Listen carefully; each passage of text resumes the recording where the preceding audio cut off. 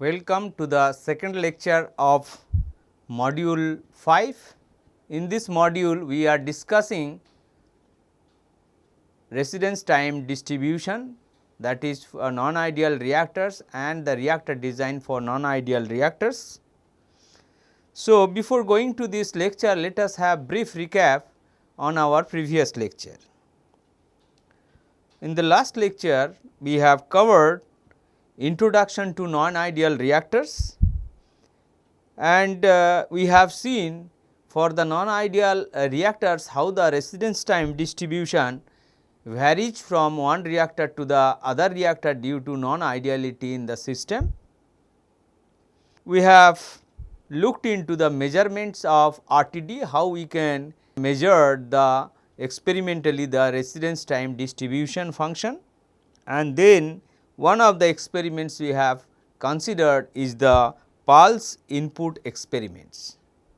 So, in these cases we have seen there are certain disadvantages of pulse input measurements for to determine the residence time distribution, and there we can see the injection must be done at a very short time, which is difficult in case of the pulse injection. So, that may lead to some error in the measurements. So, it can be inaccurate when the C curve has a long tail. So, we have seen when there is a the tracer, if it stays for a longer time in the reactor. So, the distribution of the concentration versus time curve we could see there is long tail, and then we have to truncate the long tail to complete the calculation. So, it can lead to inaccurate results. Then the amount of tracer used must be known. So, the amount of tracer we inject and that should come out. So, that has to be balanced. So, in this lecture we will consider RTD measurements, different moments of RTD. The lecture outline would be, we will see how we can measure the residence time distribution by step input. Earlier we have done pulse input, we will see in the step input method. Then we will see the cumulative distribution function, and we will calculate the first moments of RTD, that is the mean residence time, and then other moments of RTD. Then we will see the normalized RTD function and what is its important to calculate the normalized RTD function for the comparison of different RTDs of the reactor. So, let us start with measurement of RTD by step input. So, in this case we consider tracer concentration to be given as a step input in a system with a constant volumetric flow rate. So, the volumetric flow rate of the reactants should be constant, and we give a step input of the tracer. The constant rate of tracer addition to a feed initiated at t is equal to 0. So, before this time no tracer was added to the feed. So, the tracer is added at t is equal to 0, and before that there was no tracer addition into the feed. So, we can write symbolically Ct, the concentration of tracer would be equal to 0 when t is less than 0, and it should be C naught, which is the initial concentration of the tracer. C naught is the initial tracer concentration. So, Ct would be C naught at all time greater than equal to 0. Now, this is we have got from the tracer input experiments, and the concentration of the stressor is kept constant until outlet concentration is equal to the inlet concentration. So, outlet pressure concentration should be equal to the inlet pressure concentration. So, if that is happened, the typical curve we could see for the stressor input, this is a pressure inlet concentration with respect to time, and this is the step injection. So, step input at t, and then you will get C naught which is injected over here, and then output we can see C out curve. So, this is the response curve or when you detect it. So, this is the step output and the concentration would be C naught. So, inlet concentration is C naught and outlet concentration is C naught. So, the concentration of the stressor we should keep constant until we get the outlet concentration C naught. So, this is the C curve. Now, since the concentration is constant with time, that is C naught, we can take it outside the integral sign. So, we can write C out, the concentration of the stressor out would be equal to C naught integral 0 to t et dt. So, this is the stressor outlet concentration and E is the exit edge distribution function or the RTD distribution function. And if we divide this by C naught, this would yield Ct by C naught step would be equal to integral 0 to t et dt is equal to Ft. So, this Ft is the cumulative distribution function. So, Ft is equal to Ct by C naught step. So, that is the step input Ct by C naught step. So, from here we can write Ft would be equal to Ct by C naught step. So, this is the cumulative distribution function Ft. So, if we differentiate, we would obtain Et would be equal to d dt Ct by C naught step.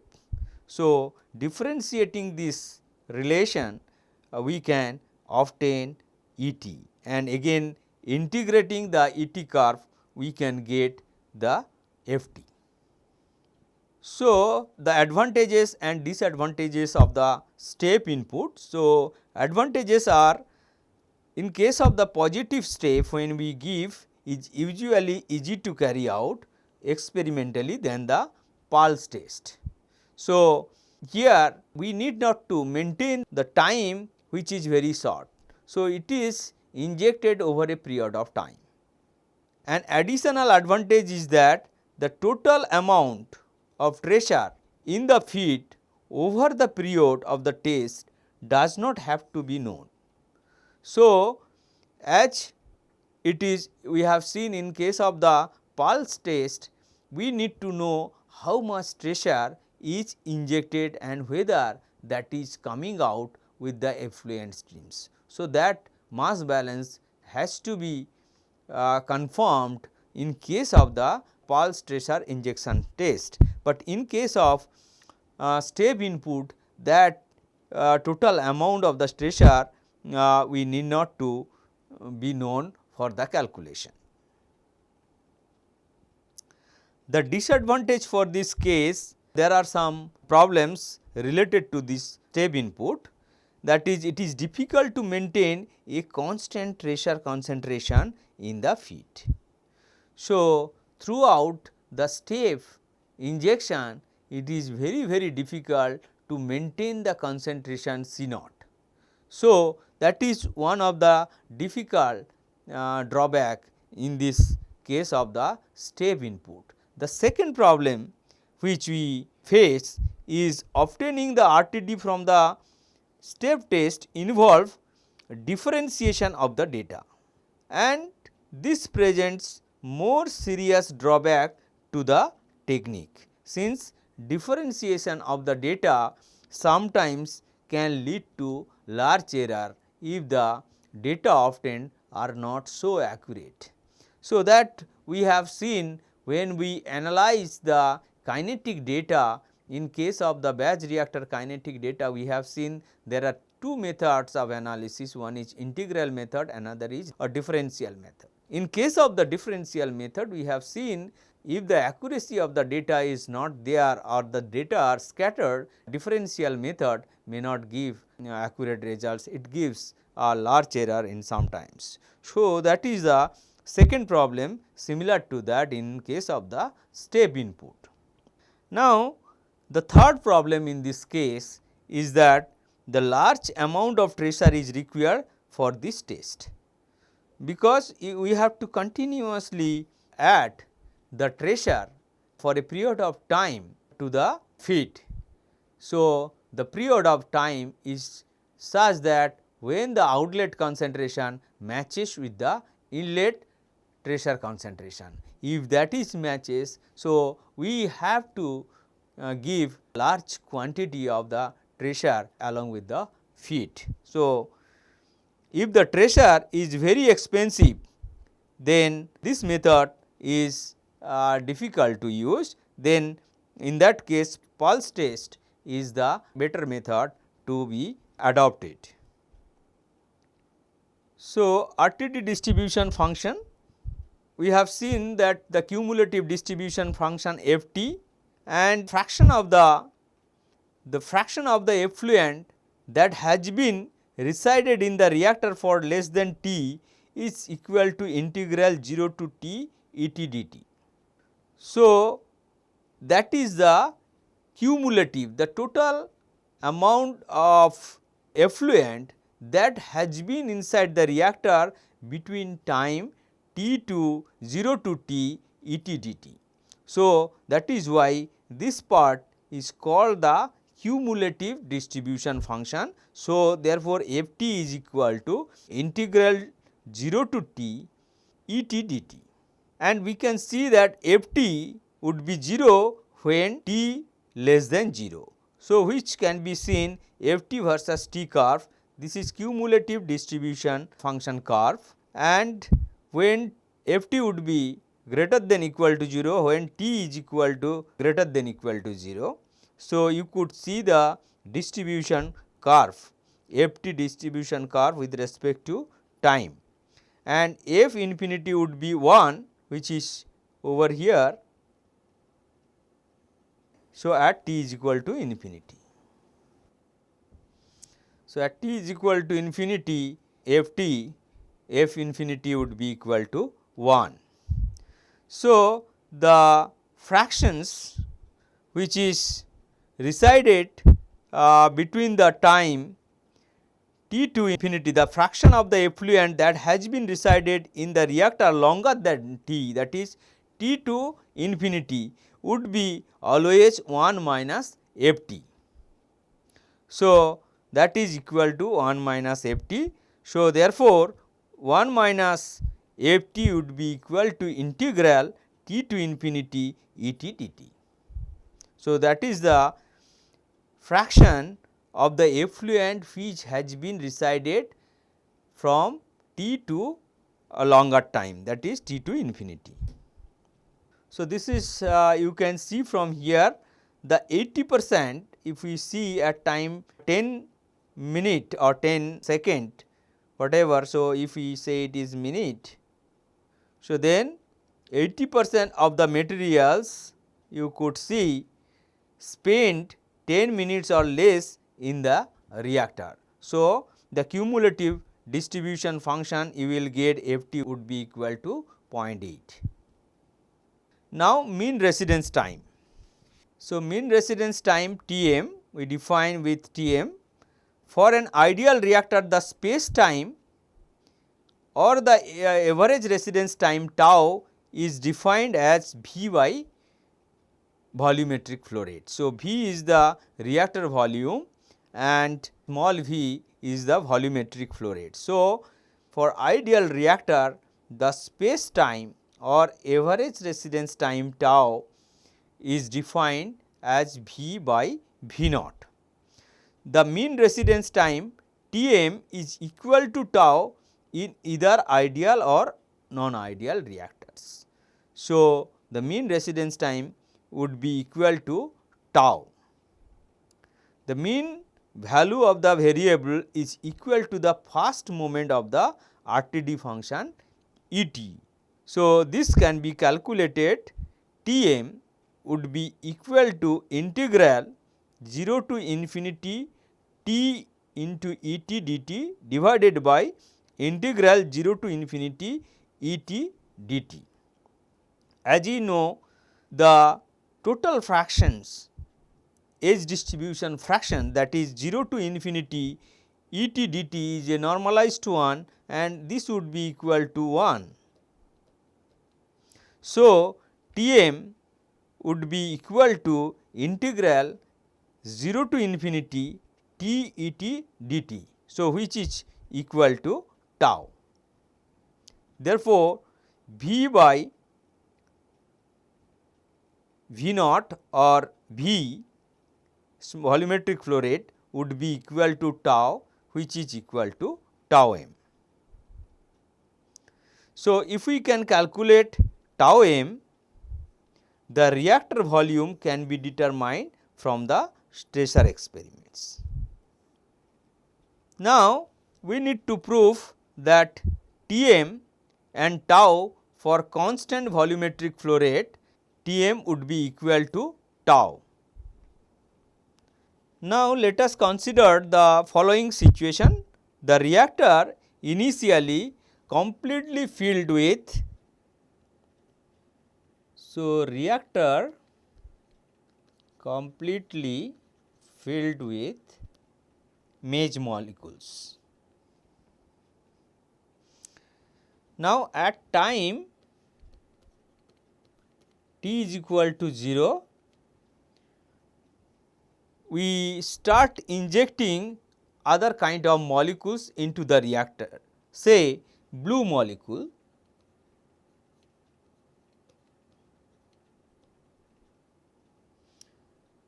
injected to replace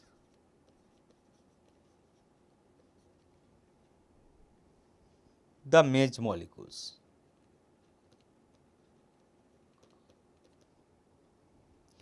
So, initially the reactor volume is V, which is filled with occupied with the mage molecules, and now at time dt, say at time dt, the volume of the molecules that will leave the reactor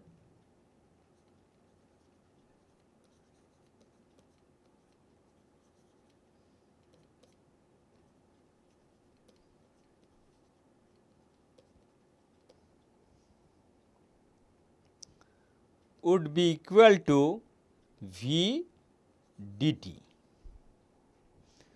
So, the fraction of the molecules that have been in the reactor greater than this time t, so fraction of the material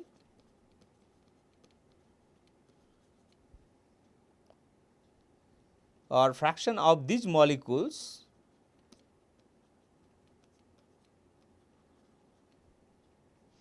that have been in the reactor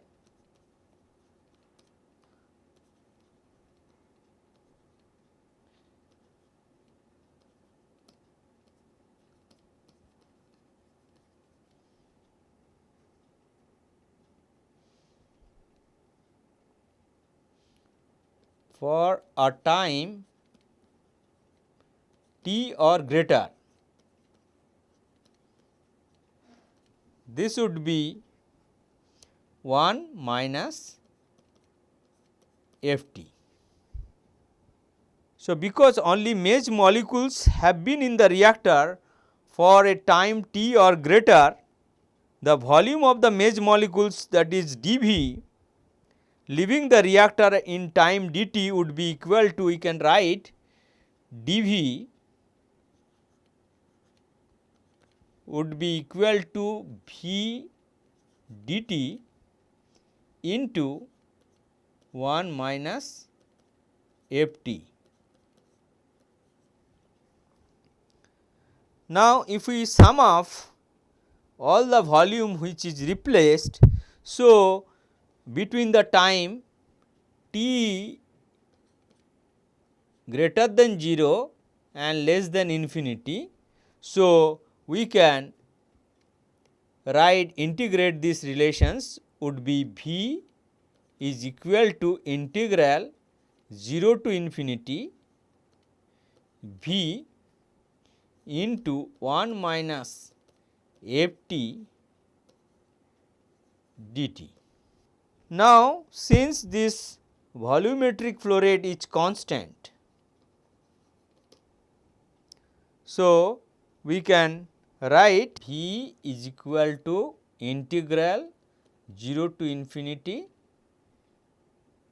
V into 1 minus Ft dt. Now, V is constant, so we can write this is equal to V integral 0 to infinity 1 minus Ft dt.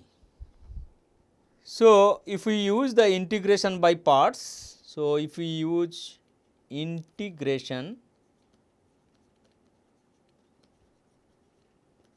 by parts, that is integral x dy would be is equal to xy minus integral y dx.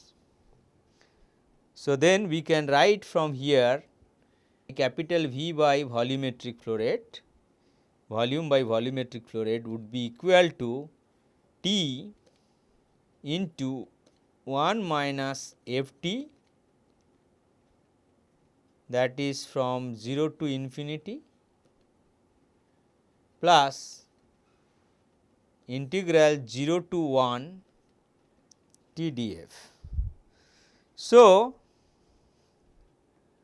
we have this relation by integration of the parts by dividing the volumetric flow rate. So, we had V by volumetric flow rate is equal to T into 1 minus Ft 0 to infinity plus integral 0 to 1 T df. Now, at T is equal to 0, Ft is equal to 0, and at T is equal to infinity 1 minus Ft is equal to 0. Then the first term on the right hand side would be 0. So, this term would be 0. So, we can write V by volumetric flow rate would be equal to tau, which is equal to integral 0 to 1 T df. So, however, we know that df would be equal to Et dt. So, if we substitute over here, we can get from here tau would be equal to integral 0 to infinity T Et dt.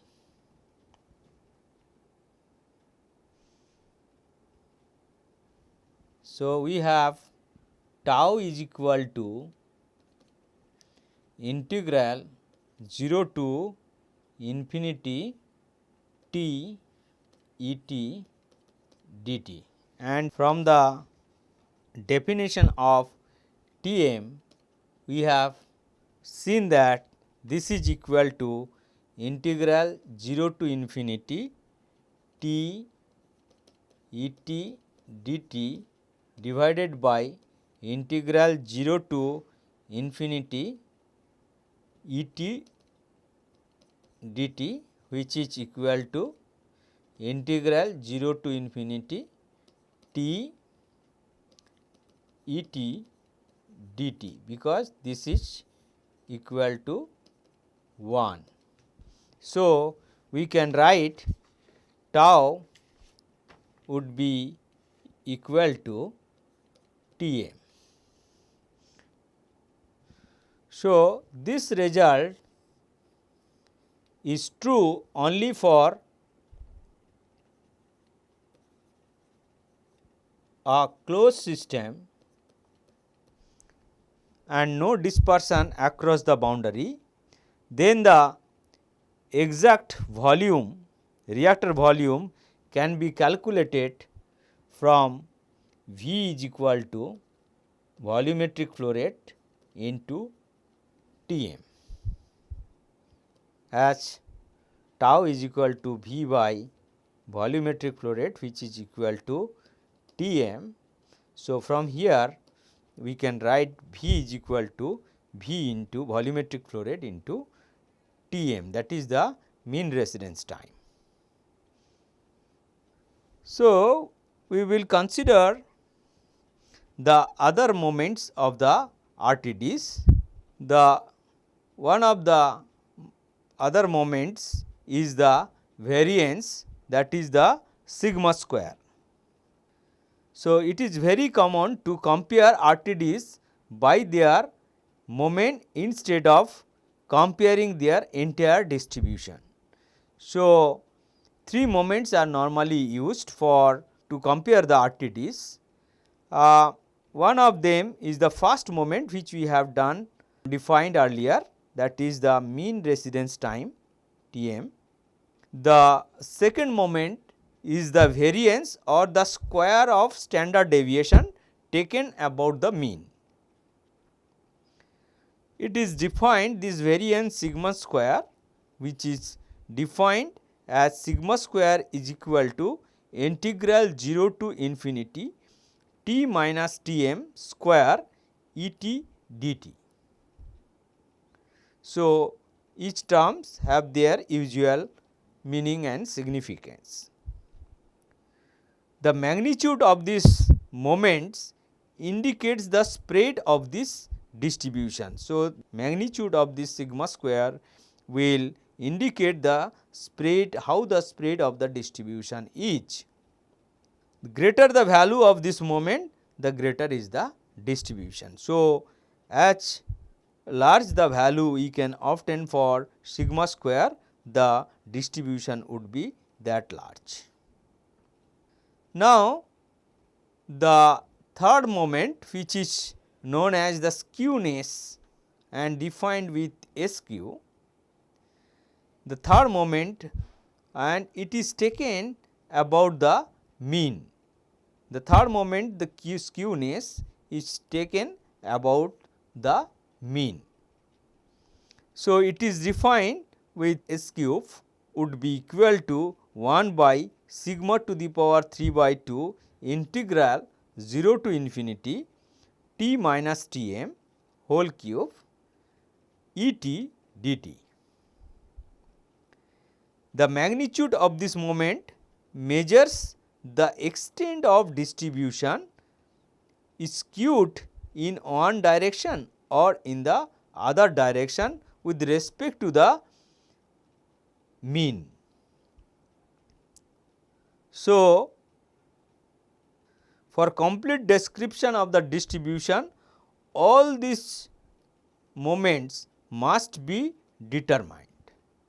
So, if we wanted to know the complete description of the distribution of the RTDs or residence time distribution of the non-ideal reactors, then all these moments have to be calculated or have to be determined. That means, mean, variance and skewness, and practically these three moments are usually sufficient for a reasonable characterization of RTDs.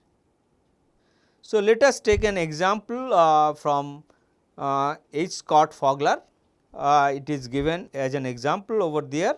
A pulse of stressor, as we have considered in the first lecture, was injected into a reactor and the effluent concentration was measured as a function of time. The resulting data are given in the below table, that is the concentration time versus concentration of the stressor experiments, and we need to calculate the mean residence time and variance. So, we generated the table for calculating the exit edge distribution or the RTD distribution function ET curve.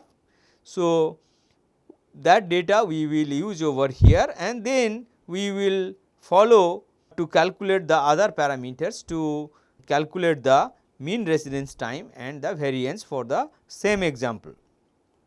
So, the solution for this problem is that we know the mean residence time equation, which is Tm. So, Tm is equal to integral 0 to infinity T Et dt.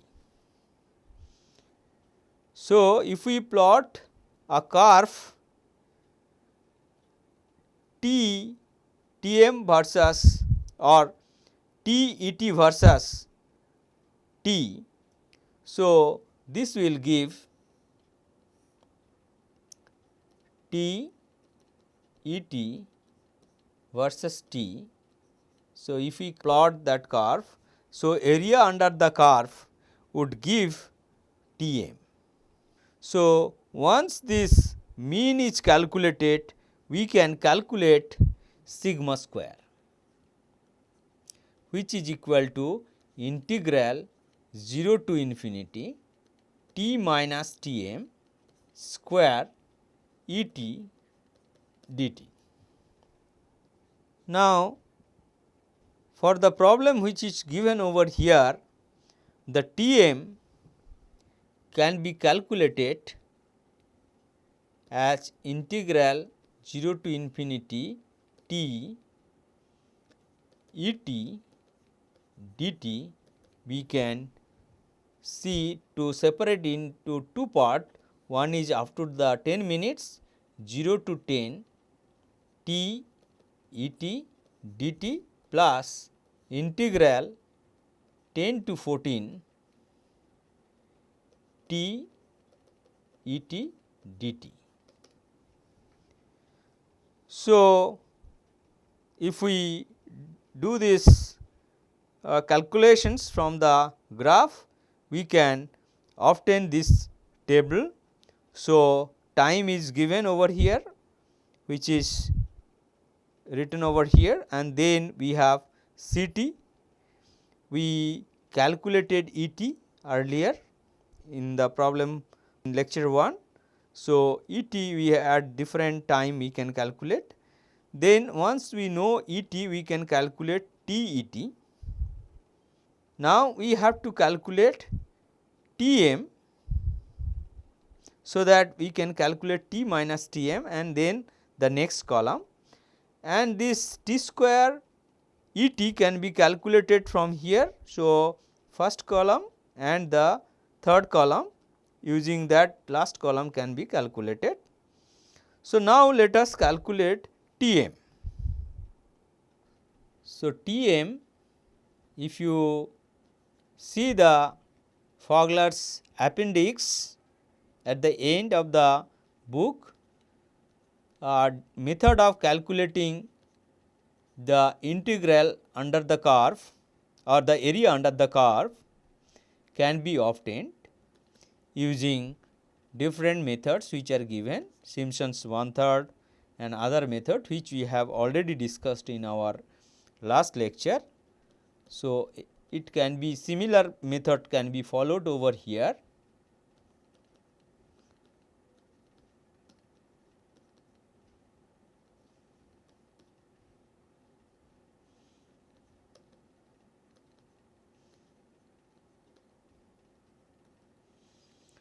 So, f1 plus 4 f2 plus this is h1 by 3 into f1 plus 4 f2 plus twice f3 plus 4 f4 and so on plus 4 fn minus 1 plus fn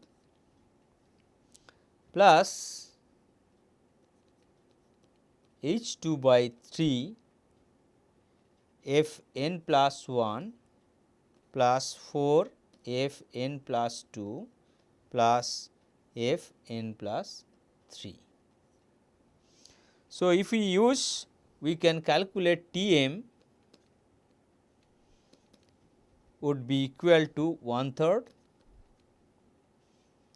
into 1 into 0 plus 4 into 0.0502 plus 2 into 0.2 plus 4 into 0.48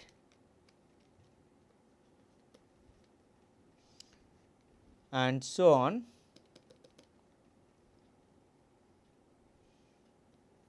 plus 2/3 into 0.3 plus 4 into 0.14 plus 0. So, this would give essentially the area under the curve is about 5.15 minute. So, once we calculate the area under the curve Tm, so this we can calculate, that is 5.15 minutes. So, then we can calculate T minus Tm would be minus 5.15 and so on, putting the Tm values we can calculate this column, and then once we know this we can square it and multiply it with Et, so that we can get this data. So, now the Tm curve is basically, if you plot that T Et versus T, it would look like this. So, basically the curve would be, so we need to calculate the area under this curve. So, which is calculated, that is area is equal to Tm, which is equal to 5.15 minute.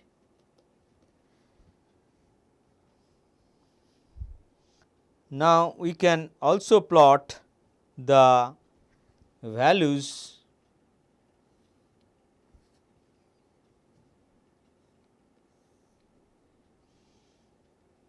for Et and T minus Tm square versus time. So, it is from 0 to 1 and time is say 0 to say here 15 minute. If we look into the distribution, so it would be like this.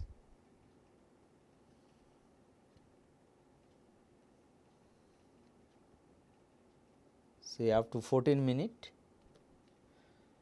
and this is 5 minute, and say this is 10 0. So, if we plot this versus time, typical curve we will obtain from the data is like this. So, we need to calculate the area under this curve. To calculate the sigma square, so another curve we need, that is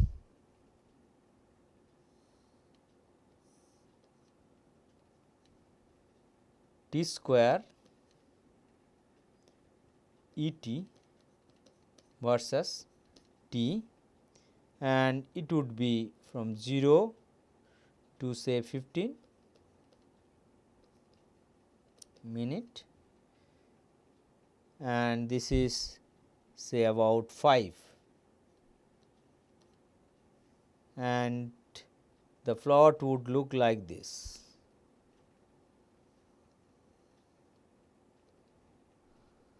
So, the area under this curve would be need to be calculated.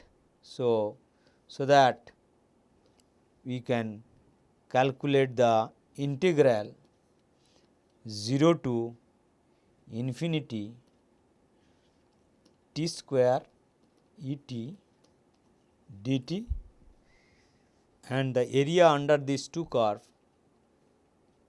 is basically sigma square. So, sigma square we can write from the definition of sigma square is equal to integral 0 to infinity t minus T m square E t dt. Now, if we expand this, so this is a minus b whole square. So, a square minus 2ab plus b square.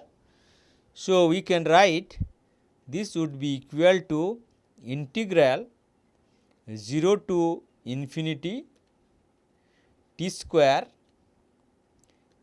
E t dt minus twice T m integral 0 to infinity E t dt plus T m square integral 0 to infinity E t dt. So, we can write this would be equal to integral 0 to infinity t square E t dt minus twice T m, because this is equal to 1, plus this is equal to 1. So, this would be T m square. So, basically sigma square would be equal to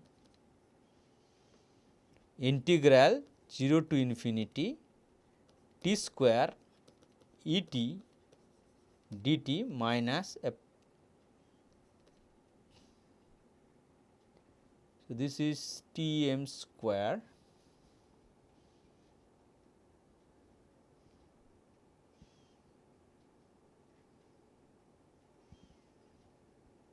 this is t into E t dt. So, this would be is equal to T m.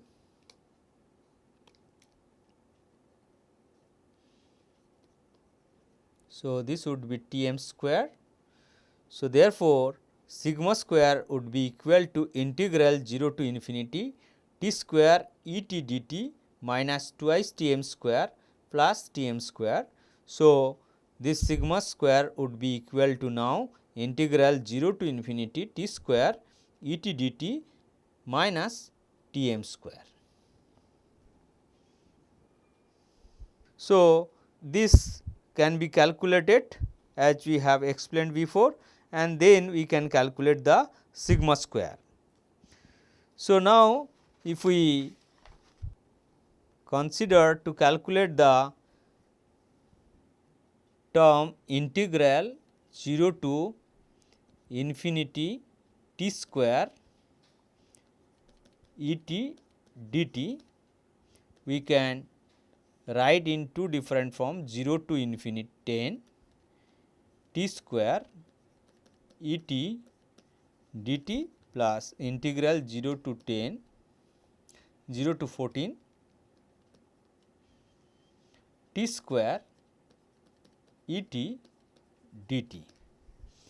Now, same method we can follow as we have done for the other case using Simpson's 1/3 rule, and so that we can calculate this would be about with this within this time frame would be about 32.71 minute square. So, the sigma square would be equal to integral 0 to infinity t square E t dt minus T m square. Now, if we substitute, this would be 32.71 minute square minus 5.15 minute square. So, this would be equal to 6.19 minute square. So, we can calculate, this is the standard deviation, square of standard deviation. So, sigma we can calculate would be equal to 2.49 minute. So, this way we can calculate the mean residence time and the variance. Now, one more thing is the use of normalized RTD function. In many cases we have seen the normalized RTD function is used. What is normalized RTD function? This is the dimensionless time. That means, we define parameter theta is equal to t by tau. So, then we can, this is the dimensionless parameter.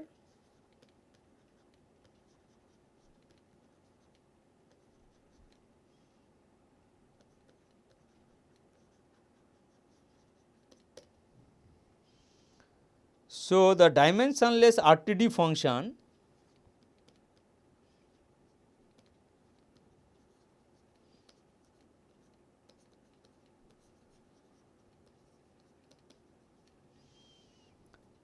E theta we can define as E theta would be equal to tau E t.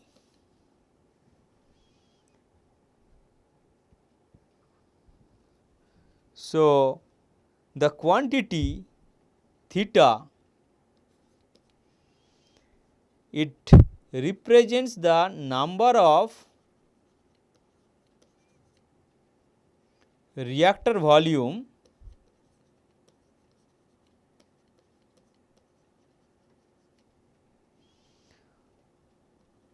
of fluid based on entrance condition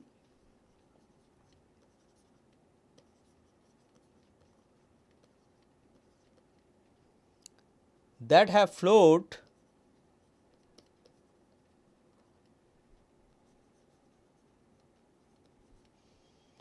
through the reactor in time t.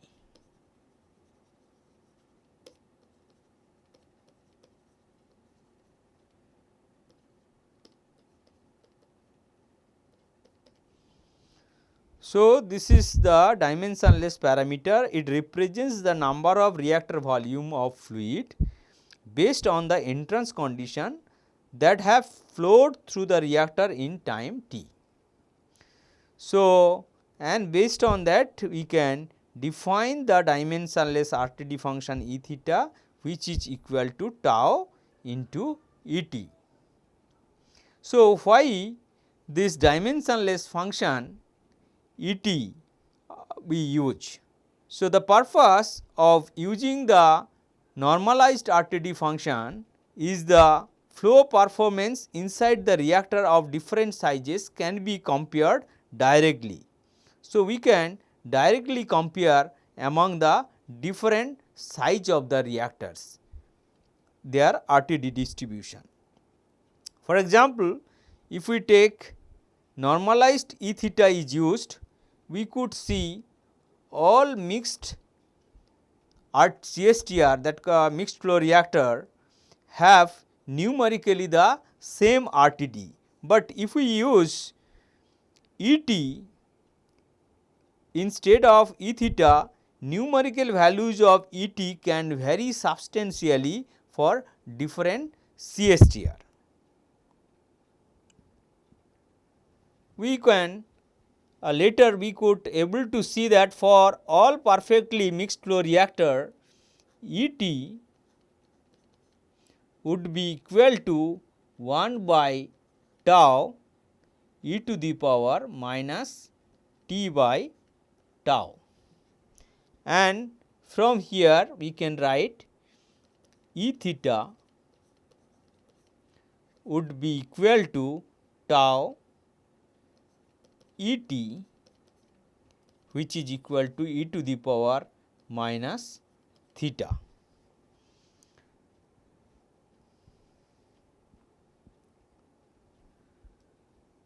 So, from these two relations we can see for a particular time t